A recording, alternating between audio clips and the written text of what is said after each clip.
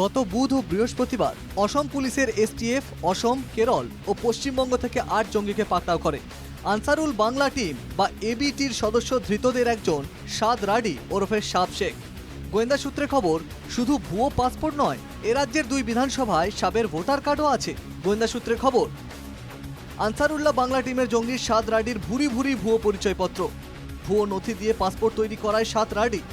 Baharampur passport সেবা কেন্দ্রে পাসপোর্টের আবেদন করে সাদ, 30,000 টাকার বিনিময়ে পাসপোর্ট জোগাড় করে। মুর্শিদাবাদ থেকে ধৃত মিনারুলের সহায়তায় জাল পাসপোর্ট। মুর্শিদাবাদের নওদা ও হরিহরপাড়া বিধানসভায় সাদের নাম। সাদ শেখ নামে ভোটার কার্ড বাংলাদেশি জঙ্গি সাদ রাডির। প্রথমে একটি বিধানসভায় নাম তোলা হয়েছিল, পরে তা অন্য বিধানসভায় বদল করা হয়। হরিহরপাড়া থেকে সাদ ঘনিষ্ঠ মিনারুল শেখ এবং মোহাম্মদ আব্বাস আলীকে গ্রেপ্তার করে অসম পুলিশ। তদন্তকারীরা জানতে পেরেছেন, সাদ ছাড়াও এবিটির একাধিক সদস্য এবং বাংলাদেশির আনাগোনা ছিল হরিহরপাড়ায়। অসম পুলিশের হাতে ধৃত নূর মণ্ডল ও মুজিবুর রহমান বাংলায় বেশ কয়েকবার বৈঠক করে। সাদ রাডি নভেম্বরের শেষ দিকে কেরলে যাওয়ার তথ্য গোয়েন্দাদের হাতে। যেটাকে বলে মগল ধোলাই বা ইয়াং স্টুডেন্টদের টাকাটা পয়সা দিয়ে মগল ধোলাই করে ওখানে লোকাল রিক্রুটমেন্টও করছে, এই আর একটা বড়। বাইরে থেকে বাংলায় জঙ্গি যাতায়াতে বিএসএফকে নিশানা করছে শাসক দল। এটার রেসপন্সিবিলিটি হচ্ছে সেন্ট্রাল গভর্নমেন্টের, অমিত শাহ। কারণ বর্ডার সিকিউরিটি ফোর্স বর্ডারকে রক্ষা করবে। ক্রস বর্ডার টেরোরিজম যদি হয় সেটার দায়িত্ব হচ্ছে সেন্ট্রাল গভর্নমেন্টের। নিশ্চয়ই বিএসএফ এর দায়িত্ব কেন্দ্রের, কেউ অস্বীকার করছে না, কিন্তু রাজ্য যদি সহযোগিতা না করে সেরকম ভাবে, তাহলে বিএসএফ কতটুকু কাজ করতে হবে? এরা ভোট দেয় তো।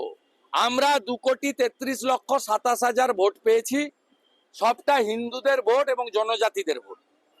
তৃণমূল 2,75,00,000 ভোট পেয়েছে, তার মধ্যে 2 কোটি মুসলমানের ভোট আর 40 লক্ষ ছাপ্পা ভোট।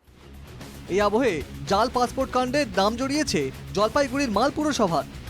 দিল্লি এয়ারপোর্টে 6 পাসপোর্টের খোঁজ মিলেছে, সেগুলি আফগানিস্তানের নাগরিকদের, তবে তৈরি হয়েছে পশ্চিমবঙ্গে। পাসপোর্টগুলো তৈরির জন্য ব্যবহার হয়েছে 15 জনের জাল নথি। এর মধ্যে রয়েছে জন্ম ও মৃত্যুর শংসাপত্র। সিবিআই এই বিষয়ে নোটিশ পাঠিয়েছিল মাল পুরসভাকে। ওই 15 জনের তথ্য সিবিআইকে দিয়েছে মাল পুরসভার চেয়ারম্যান। মানে একটা পুঁটি মাছ ওনারা ধরার চেষ্টা করছেন, রাঘব বোয়ালকে ওনারা ছেড়ে রেখেছেন। সেই রাঘব বোয়াল হচ্ছে চেয়ারম্যান। উনি যদি এটা ইস্যু না করেন তাহলে একজন স্টাফের কিভাবে দায়িত্ব হয় যে উনি প্রদান করবেন? কারণ একটা সার্টিফিকেট ইস্যু করতে গেলে এখন জানি সব ডিজিটালি হয়। উনি একজন চেয়ারম্যান যদি অ্যাপ্রুভ না করেন তাহলে এটা একজন স্টাফের পক্ষে দেওয়া অসম্ভব। সিবিআই আমাদের কাছে যে সার্টিফিকেটগুলো ইস্যু হয়েছিল সেগুলোর জাস্টিফাই জানতে চেয়েছিল। আমরা তা বিচার বিবেচনা করে আমাদেরকে উত্তর পাঠিয়ে দিয়েছি। আমরা মাল পুরসভার বিষয়টি নিয়ে সরব সিপিএমের রাজ্য সম্পাদক মোহাম্মদ সেলিম। তাহলে যারা জোচ্চোর বাটপার তারা টাকা পয়সা দিয়ে নাগরিকতা জোগাড় করে নেবে, ভুয়ো সার্টিফিকেট। আর যারা আসলে এখানকার নাগরিক তাদেরকে আসামের মতো এনআরসি করে ওই জেলখানে ঢোকাবে। বাংলায় জঙ্গিদের যাতায়াতে বাড়ছে উদ্বেগ। তার মধ্যেই একের পর এক জাল পাসপোর্ট সহ ভোটার কার্ডের নথি জালেও উদ্বেগে প্রশাসন। Bureau report, NKTV Bangla.